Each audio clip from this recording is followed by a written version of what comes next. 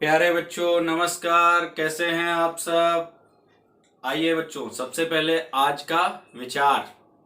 बच्चों, निर्देश तो कक्षा के बाहर समाप्त हो जाते हैं, लेकिन शिक्षा जीवन पर्यंत चलती रहती है और ये जीवन के साथ ही समाप्त होती है।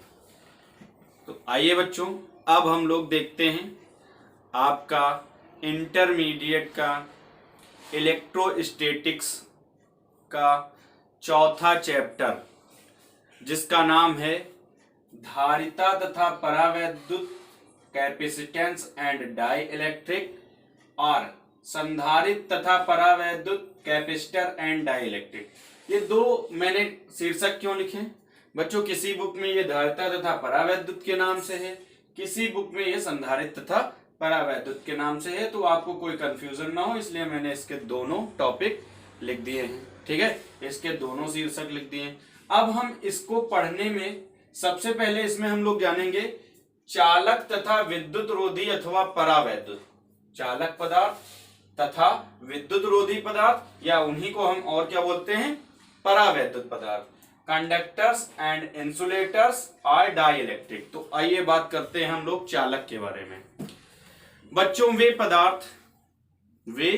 पदार्थ जिन्हें बाह्य वैद्युत क्षेत्र में रखने पर या जिन पर बाह्य वैद्युत क्षेत्र लगाने पर क्या होता है, उसमें आवेश वाहक की गति बढ़ जाती है, क्या कहलाते हैं, चालक पदार्थ कहलाते हैं। या दूसरे शब्दों में हम इस तरीके से कह सकते हैं, वे पदार्थ जिनमें आवेश अथवा धारा, चाहे हम आवेश कहें या फिर धारा कहें, तो आवेश अथवा धारा का प्रवाह आसानी से हो जाता है, कौन से पदार्थ कहलाते हैं, चालक पदार्थ कहलाते हैं। तो अगर हम यहाँ पे परिभाषा लिखना चाहें इसकी चालक की, तो आइए बच्चों हम लोग क्या लिखेंगे, चालक वे पदार्थ जिसमें या जिनमें, वे पदार्थ जिनमें धारा अथवा आवेश का प्रवाह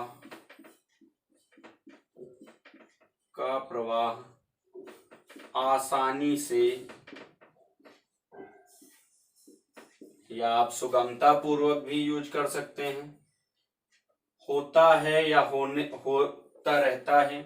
वे पदार्थ जिनमें धारा अथवा आवेश का प्रवाह आसानी से हो जाता है,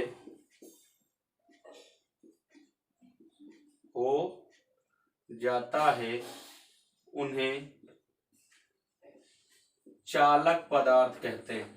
उन्हें चालक पदार्थ कहते हैं। ठीक है बच्चों, देखिए मैंने परिभाषा लिख भी दी और आपको बता भी दिया। दो परिभाषा मैंने आपको बताई। एक क्या बताई, वे पदार्थ जिन्हें बाह्य वैद्युत क्षेत्र में रखने पर या जिन पर बाह्य वैद्युत क्षेत्र लगाने पर उसमें आवेशों का प्रवाह क्या हो जाता है, आवेश वाहक तेजी से प्रवाहित होने लगते हैं, क्या कहलाते हैं, चालक पदार्थ कहलाते हैं। या फिर सिंपल सी परिभाषा हम ये भी कह सकते हैं, वे पदार्थ जिनमें धारा अथवा आवेश का प्रवाह आसानी से हो जाता है, उन्हें हम क्या कहते हैं, चालक पदार्थ कहते हैं। उदाहरण के लिए अगर हम देखें तो एग्जाम्पल इसका सभी धातुएं, लगभग सभी धातुएं,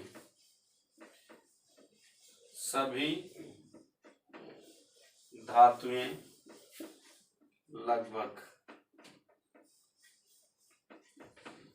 ठीक है, लगभग सभी धातुएं क्या कहलाती हैं, चालक पदार्थ कहलाती हैं। ठीक है बच्चों, अगर हम धातुओं की बात कर लें तो क्या हो सकती हैं धातुएं, Fe, Mg, Au, Ag, etc इत्यादि। ठीक है, इसके बाद अब हम लोग बात करेंगे बच्चों विद्युत रोधी की। अगला जो हमारा टॉपिक है विद्युत रोधी। ठीक है, विद्युत रोधी इंसुलेटर्स अथवा परावैद्युत। ठीक है, तो सामान्य शब्दों में हम इसको भी वही कह सकते हैं इस तरीके से, वे पदार्थ जिनमें धारा का अथवा आवेश का प्रवाह सुगमता पूर्वक या आसानी से नहीं होता है या नहीं ही होता है, क्या कहलाते हैं? विद्युत रोधी अथवा क्या कहलाते हैं? परावैद्युत पदार्थ। तो लिख लेंगे बच्चों, वे पदार्थ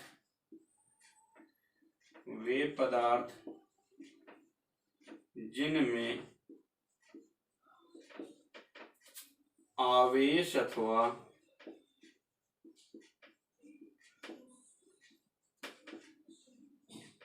धारा, वे पदार्थ जिनमें आवेश अथवा धारा का प्रवाह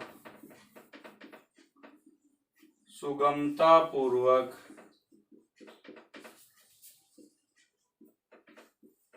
अथवा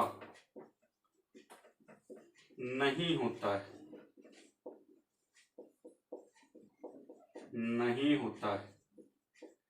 क्या कहलाते हैं बच्चों? विद्युत रोधी पदार्थ कहलाते हैं। इनके अगर हम एग्जाम्पल लिखना चाहें बच्चों तो क्या क्या हो सकते हैं? जैसे हम रबड़ कह सकते हैं, लकड़ी कह सकते हैं, कांच इत्यादि।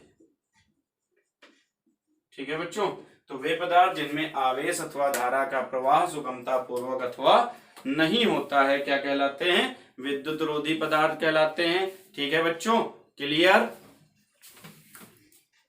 अगला टॉपिक है बच्चों चालक में मुक्त अथवा बद्ध आवेश। अभी मैंने आपको बताया है चालक तथा विद्युत रोधी पदार्थ। तो वैद्युत व्यवहार के आधार पर पदार्थ दो प्रकार के होते हैं जिनके बारे में मैंने आपको बताया है बच्चों, चालक और वैद्युत रोधी पदार्थ। अब हम आगे देखते हैं कि चालक में मुक्त अथवा बद्ध आवेश क्या होते हैं।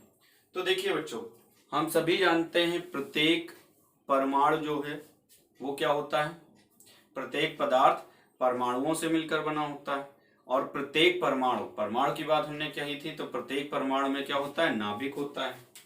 ठीक है, प्रत्येक परमाणु में क्या होता है? नाभिक होता है और नाभिक के चारों ओर विभिन्न कक्षाओं में क्या होता है बच्चों? विभिन्न कक्षाओं में क्या होता है? इलेक्ट्रॉन जो होते हैं वो क्या करते हैं? चक्कर लगाते रहते हैं। बात समझ में आई? इलेक्ट्रॉन इन विभिन्न कक्षाओं में क्या करते रहते हैं? चक्कर लगाते रहते हैं। ठीक है, जो नाभिक होता है, नाभिक पे क्या होता है? धनावेश होता है और नाभिक पे न्यूट्रॉन और प्रोटॉन होते हैं। समझिएगा बात। न्यूट्रॉन क्या होता है? उदासीन होता है। अच्छा, जो नाभिक पे धन आवेश होता है वो प्रोटॉन के कारण होता है तथा प्रोटॉन का आवेश और इलेक्ट्रॉन का आवेश क्या होता है? समान होता है। प्रोटॉन का आवेश और इलेक्ट्रॉन का आवेश समान होता है, बशर्ते प्रोटॉन का आवेश पॉजिटिव होता है और इलेक्ट्रॉन का आवेश निगेटिव होता है। इस कारण ये इस प्रकार बंधे रहते हैं कि जो संपूर्ण परमाणु का आवेश होता है वो क्या होता है? शून्य होता है। अर्थात जो परमाणु है या फिर परमाणु से मिला हुआ पदार्थ है उसका जो वैद्युत अगर देखा जाए तो वो क्या कहलाता है? वैद्युत उदासीन कहलाता है। क्या कहलाता है? वैद्युत उदासीन कहलाता है। ठीक है, अब आगे हम लोग देखते हैं बच्चों, जो परमाणु है इसके नाभिक के चारों ओर जो इलेक्ट्रॉन है वो क्या करते रहते हैं? चक्कर लगाते रहते हैं। अच्छा, इस कंडीशन में ऐसे बहुत सारी कक्षाएं होंगी जिनमें इलेक्ट्रॉन क्या करते रहते हैं? चक्कर लगाते रहते हैं। बात समझिएगा। इस कंडीशन में बच्चों जो नाभिक के पास वाली कक्षाएं हैं, जो नाभिक के पास वाली कक्षाएं हैं उन पर कूलाम बल के कारण, अब कूलाम बल आप सोच रहे होंगे क्यों? तो कूलाम के नियम के अनुसार आप कह सकते हैं। ठीक है, इसके कारण जो पास वाली कक्षाएं होती हैं उन पे क्या होता है? अधिक आकर्षण बल होता है। क्या होता है? अधिक आकर्षण बल होता है। तो अधिक आकर्षण बल के कारण जो पास वाली कक्षाओं के इलेक्ट्रॉन होते हैं वो क्या होते हैं? आपस में बंधे रहते हैं।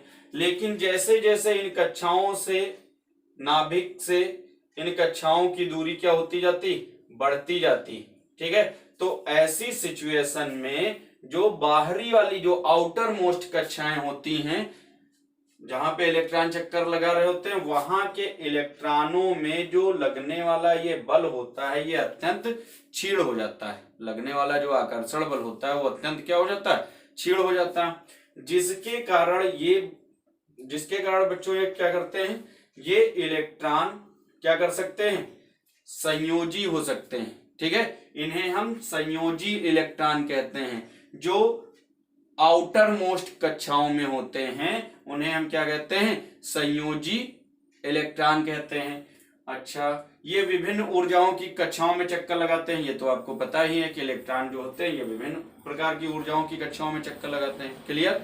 तो जो ये संयोजी इलेक्ट्रॉन होते हैं बच्चों, इन्हें ही हम मुक्त इलेक्ट्रॉन बोलते हैं। अगर हमें मुक्त इलेक्ट्रॉन कहना हो तो जो संयोजी इलेक्ट्रॉन होते हैं, संयोजी इलेक्ट्रॉन, इन्हें ही हम क्या कहते हैं, मुक्त इलेक्ट्रॉन कहते हैं। ठीक है, मुक्त इलेक्ट्रॉन। अब मुक्त इलेक्ट्रॉन कैसे हो गए, ये संयोजी इलेक्ट्रॉन मुक्त इलेक्ट्रॉन कैसे हो गए, जो ये आउटर मोस्ट कक्षाओं में चक्कर लगाते हैं बच्चों, कमरे के टेम्परेचर पर, कमरे के ताप पर, साधारण ताप पर ये क्या होते हैं, इससे क्या होते हैं, मुक्त होते हैं। कहने का तात्पर्य है ये चक्कर लगाने के लिए क्या होते हैं, स्वतंत्र होते हैं। क्लियर। जब ये चक्कर लगाने के लिए स्वतंत्र होते हैं तो आपको जब केमिस्ट्री में एसपीडीएफ पढ़ाया गया है वहां पे आपको संयोजी इलेक्ट्रॉन के बारे में बताया गया होगा कि वे इलेक्ट्रॉन जो क्या कर सकते हैं, एक दूसरे से संयोजन कर सकते हैं और एक दूसरे का साथ सहयोग करके एक दूसरे की कक्षाओं की, जो आउटर मोस्ट कक्षाओं में इलेक्ट्रॉनों की कमी होती है उसको पूरा करते हैं। तो उन इलेक्ट्रॉनों को बच्चों हम क्या कहते हैं, संयोजी इलेक्ट्रॉन। अच्छा, तो ये हो गए जो संयोजी इलेक्ट्रॉन हो गए। ये मैंने आपको बताया कमरे के तापमान पर क्या होते हैं, पूर्णतया लगभग मुक्त होते हैं, तो इसलिए इन्हें हम क्या कहते हैं, मुक्त इलेक्ट्रॉन। अब हम लोग बात करते हैं अभी बद्ध आवेश की। ठीक है, तो अगर कोई परमाणु, ठीक है, अगर वो इलेक्ट्रॉन का त्याग करता है, क्या करता है, इलेक्ट्रॉन का त्याग करता है, ठीक है, तो ये बन जाता है बच्चों आयन। क्या बन जाता है, आयन।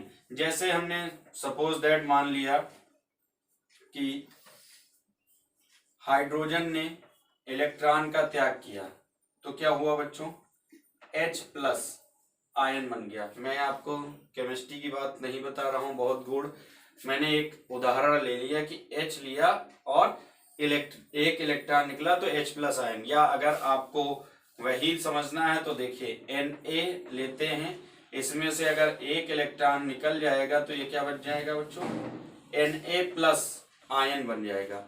ठीक, ये जो आयन होते हैं इन्हें ही हम क्या कहते हैं, बद्ध आवेश कहते हैं। क्या कहते हैं, बद्ध आवेश।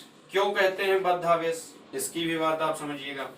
ये जो आयन होते हैं इन्हें ही हम बद्ध आवेश कहते हैं, लेकिन क्यों कहते हैं, इसका रीजन ये है कि जब एक इलेक्ट्रॉन इससे निकल जाता है तो ये क्या बना लेते हैं, ये एक जालक बना लेते हैं।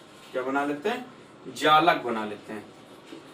ठीक है, इस जालक के कारण ये आपस में एक दूसरे से बहुत ही तीव्र आकर्षण बल के कारण क्या होते हैं, जुड़े रहते हैं, जिससे ये अपनी कक्षा को छोड़कर नहीं जा सकते हैं। यानी कि ये क्या होते हैं, बंधे रहते हैं, ये भी आप कह सकते हैं। तो इसीलिए इन्हें हम क्या कहते हैं, बद्ध आवेश कहते हैं।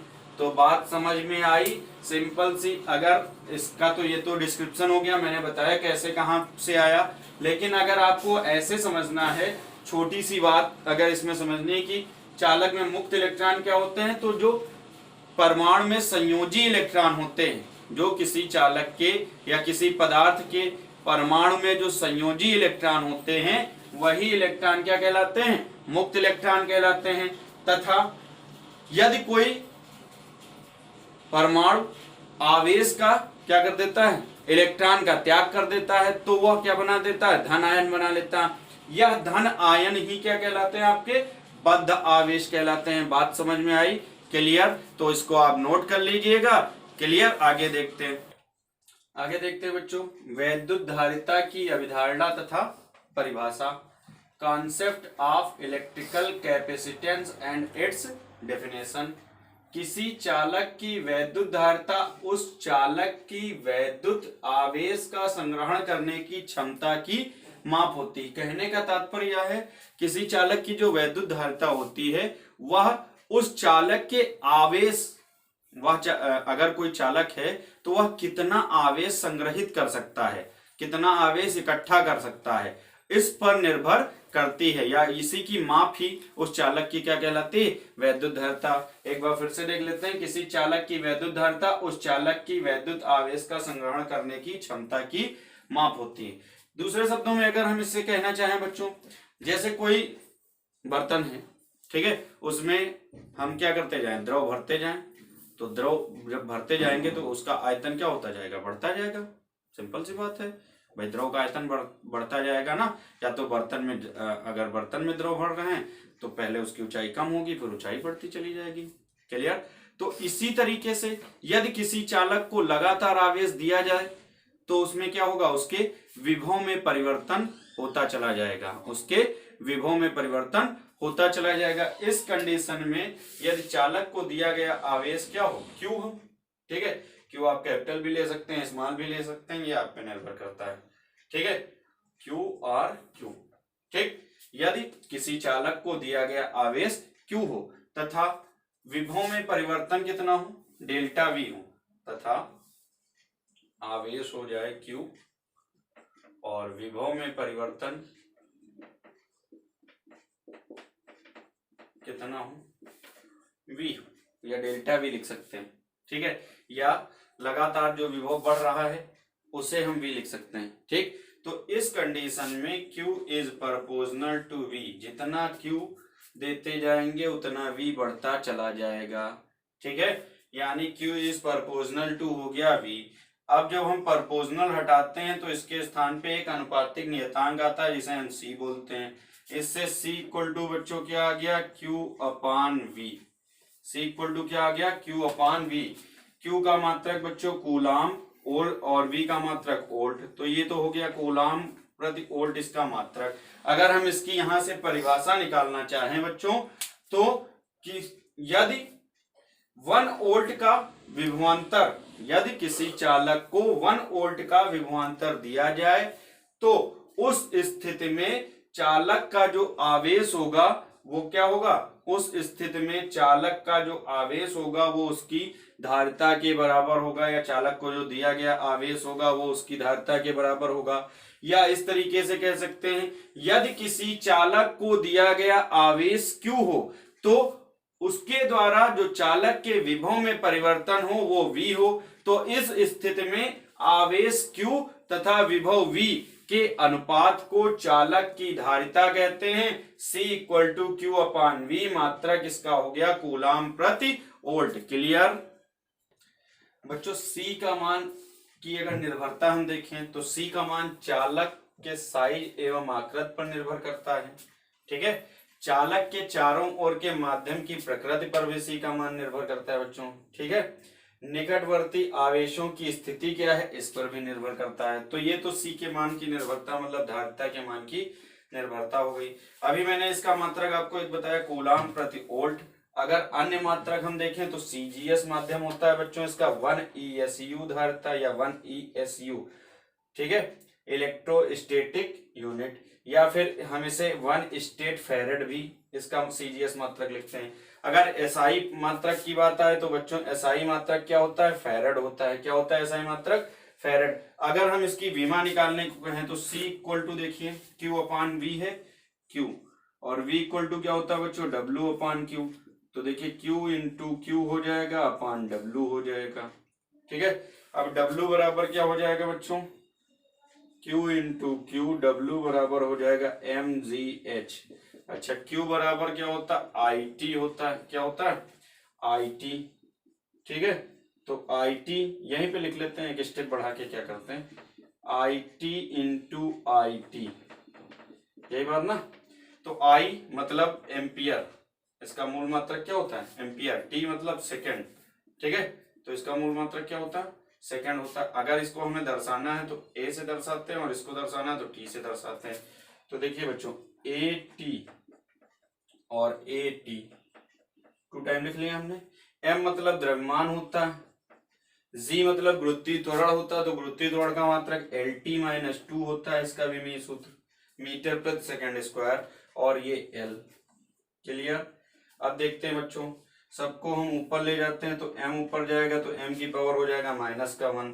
अच्छा, ये a स्क्वायर था, ये t स्क्वायर था, l भी, l और l क्या हो जाएगा, l स्क्वायर ऊपर जाएगा तो l की पावर -2 हो जाएगा।